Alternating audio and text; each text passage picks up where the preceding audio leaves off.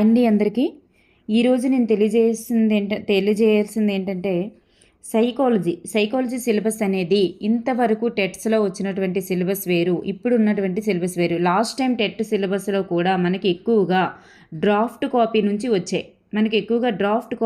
వచ్చాయి. అంటే డ్రాఫ్ట్ కాపీని మనకి అలవాటు చేయించడం కోసమే వచ్చినట్లు ఉన్నాయన్నమాట. ఇప్పుడైతే టోటల్ డ్రాఫ్ట్ కాపీలో ఉన్నటువంటి అంశాలని అలా ఇచ్చాడనమాట సిలబస్లో. అంటే డ్రాఫ్ట్ కాపీలో ఉన్నటువంటి అంశాలు ఏంటంటే ఓల్డ్ సిలబస్లో కూడా కొన్ని మనకి ఉన్నాయి. కానీ మనం చదవాల్సింది ఈ 45 డేస్లో 30/30 తెచ్చుకోవాలి అనుకున్న వాళ్ళు టోటల్ డ్రాఫ్ట్ కాపీనే ఫాలో అయిపోండి. టోటల్ డ్రాఫ్ట్ కాపీని ఫాలో అవుతూ ఐసీటీ ప్లస్ ఇంకేమేమి నేర్చుకోవాలనేది ఒకసారి చూద్దాం. ఇక్కడ మనకి చూస్తే యూనిట్ 1లో ఏముంటుంది, మనకి అండర్స్టాండింగ్ ఏ చైల్డ్, పిల్లల్ని అర్థం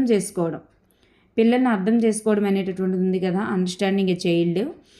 ఇది మనకి డ్రాఫ్ట్ కాపీలో ఫస్ట్ లెసన్ అనమాట. అలాగా డ్రాఫ్ట్ కాపీలో ఉన్నటువంటి ఫస్ట్ నుండి చివరి వరకు ప్రతిదీ నేర్చుకోవడమే, ఇంకేం లేదు. నెక్స్ట్ అదనంగా నేర్చుకోవాల్సింది కూడా ఉంది సైకాలజీ నుంచి. ఒకసారి చూస్తే బాల్య నిర్మాణం తర్వాత మనకి అందులో బాల్యం అనే భావన అర్థము మరియు ప్రాముఖ్యత, బాల్యంలో ఉన్నటువంటి సామాన్యతలు మరియు భిన్నతలు, భారతీయ మరియు ప్రపంచ సందర్భంలో అనేక రకాలైనటువంటి బాల్యాలు, కుటుంబము, పాఠశాల, సమాజం మరియు సామాజికీకరణలో వాటి పాత్ర, అలాగే తల్లిదండ్రుల ప్రవర్తన. మనకి ఇటు మీద చాలా బిట్స్ ఇచ్చాడు లాస్ట్ టైం, మాక్ టెస్ట్లో కూడా ఇచ్చాడు తల్లిదండ్రుల ప్రవర్తన కోసం. అలాగే పెద్దలు మరియు పిల్లల మధ్య సంబంధాలు, పిల్లల పెంపకం యొక్క పద్ధతులు, ఇవి కూడా ఇచ్చారు మనకి. పెంపకం పద్ధతుల మీద కూడా బిట్ ఇచ్చారు. మీకు ప్రతి చాప్టర్ నుంచి కూడా ప్రాక్టీస్ బిట్స్ ఇస్తాను, మీకు చాలా యూజ్ అవుతుందన్నమాట. దానివల్ల ప్రాక్టీస్ బిట్స్ అనేవి మీకు సైకాలజీ నుంచి అందిస్తానమాట. నెక్స్ట్ వన్ చూద్దాం. నెక్స్ట్ వన్ మనకు చూస్తే ఇందులోనే సమాచార సేకరణ పద్ధతుల్లో పరిశీలన, ఇంటర్వ్యూలు, ప్రతిబింబ దినచర్యలు, కథనాలు మరియు ఘటనా వర్ణనలు, అలాగే ఆత్మ పరిశీలన ఇవన్నీ కూడా ఉంటాయి. నెక్స్ట్ మనకి ప్రయోగ పద్ధతి, ప్రశ్నావళి, కేస్ స్టడీ, రేటింగ్ స్కేల్స్, దీర్ఘకాల మరియు సంస్కృతుల మధ్య అధ్యయనం, లాంగిట్యూడల్ మరియు క్రాస్ కల్చరల్ స్టడీస్, అలాగే విద్యలో చర్య పరిశోధన, ఇవి ఉంటాయి. నెక్స్ట్ సి సెక్షన్కి వచ్చేసరికి అభివృద్ధిపై దృక్కోణాలు, అంటే పర్స్పెక్టివ్స్ ఇన్ డెవలప్మెంట్స్ అనేసి ఉంటుంది. వృద్ధి చూడండి, ఇందులో వృద్ధి అంటే అభివృద్ధి, పరిపక్వత, అర్థం, అలాగే అభివృద్ధి యొక్క సూత్రాలు, అభివృద్ధిని ప్రభావితం చేసే అంశాలు, అంటే పరిపక్వత, పరిణితి, వికాసం, వాటికి సంబంధించినవి ఉంటాయి ఇక్కడ. అభివృద్ధి దశలు, మైలురాళ్ళు, ప్రమాదాలు, శారీరక మోటార్ అభివృద్ధి, అలాగే పాఠశాల వాతావరణం, ఉపాధ్యాయుల యొక్క అంచనాలు, అలాగే పాఠశాల వెలుపల ఉన్నటువంటి విద్యార్థులు, అధిక వయసు విద్యార్థులు, ఇలా ఉంటుంది.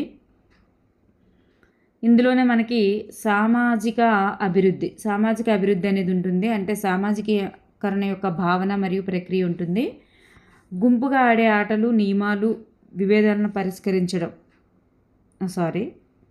ఇవి నెక్స్ట్ కుటుంబము, మిత్రులు, పాఠశాల, మీడియా, సంస్కృతి పాత్ర, పోటీ, సహకారం, క్రమశిక్షణ, బహుమతి, శిక్ష, ఘర్షణ, దాడి, వేధింపులు, ఇవి కూడా ఉంటుంది.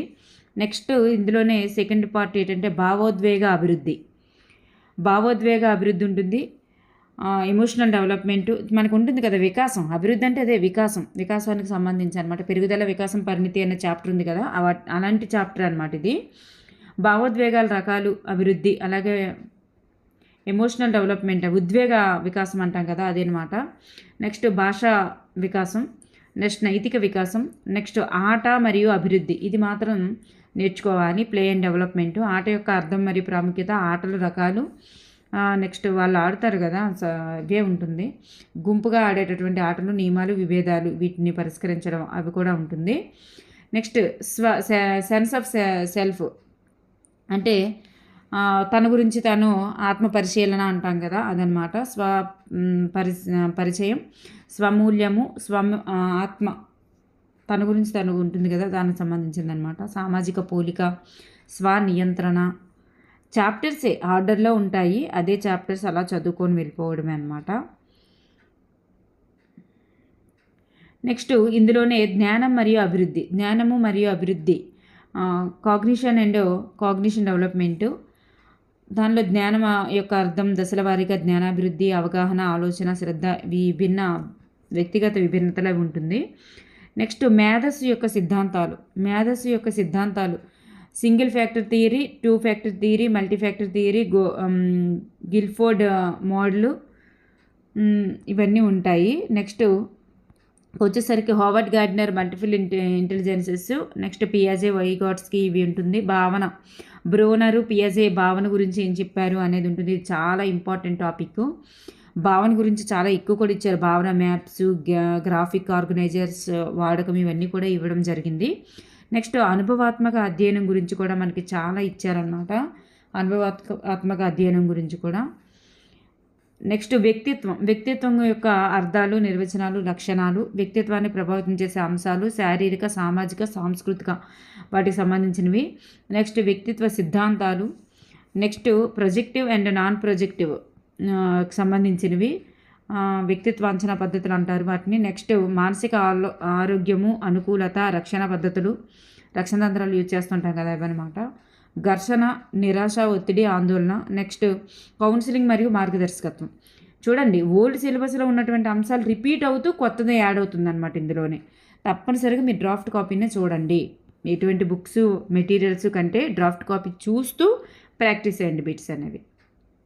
నెక్స్ట్ మనం నేర్చుకోవడంకి వచ్చేసరికి నేర్చుకోవడం యొక్క అర్థము, స్వభావము, రకాలు. నెక్స్ట్ నేర్చుకునేటటువంటి వాతావరణం, ఇల్లు, పాఠశాల, సమాజం, ప్రభావం చూసే అంశాలు, పరిపక్వత, భావాలు, ప్రేరణ, ఆసక్తి, వైఖరి వంటివి.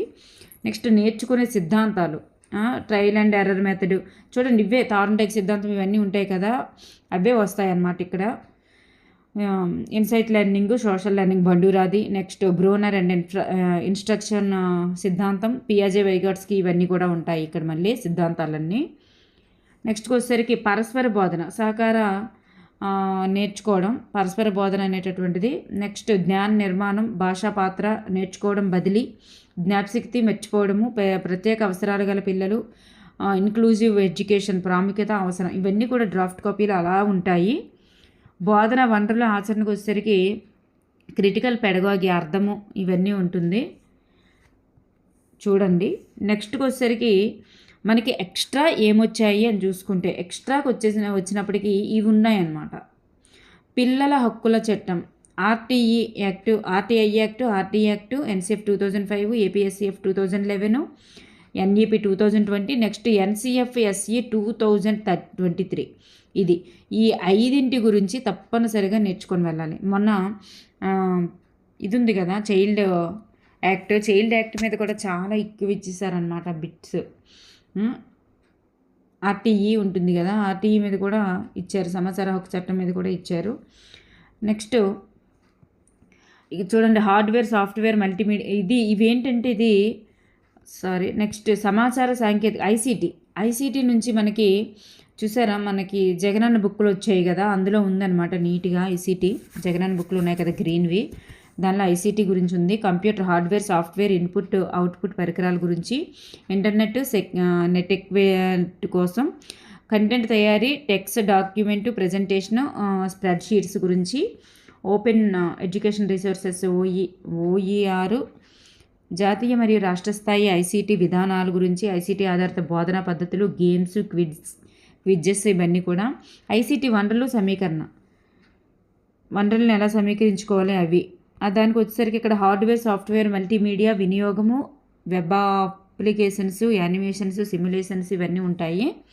విద్యలో సరైన ఐసీటీ వనరుల ఎంపిక, అలాగే బోధనలో ఐసీటీ సమీకరణ, మూల్యాంకనంలో ఐసీటీ వినియోగం, సైబర్ సెక్యూరిటీ, సైబర్ చట్టాలు, సోషల్ మీడియా ప్రాముఖ్యత. నెక్స్ట్ మూక్స్ గురించి చాలా ఎక్కువ బిట్స్ ఇచ్చారు మొన్న. దీక్ష, ప్లాట్ఫామ్స్ గురించి కూడా తెలుసుకోవాలి. సో ఈ విధంగా మనకి ఏంటంటే ఎక్స్ట్రాగా వచ్చినవి ఎన్సిఎఫ్ ఈ ఏరియా అయితే, నెక్స్ట్ ఐసీటీ ఎక్స్ట్రాగా వచ్చాయి. డ్రాఫ్ట్ కాపీ మీరు చదవాల్సింది ఇవే అనమాట. మీరు అదర్ బుక్స్ పట్టుకొని ఎక్కువగా టైం వేస్ట్ చేయొద్దు. Thank you everyone.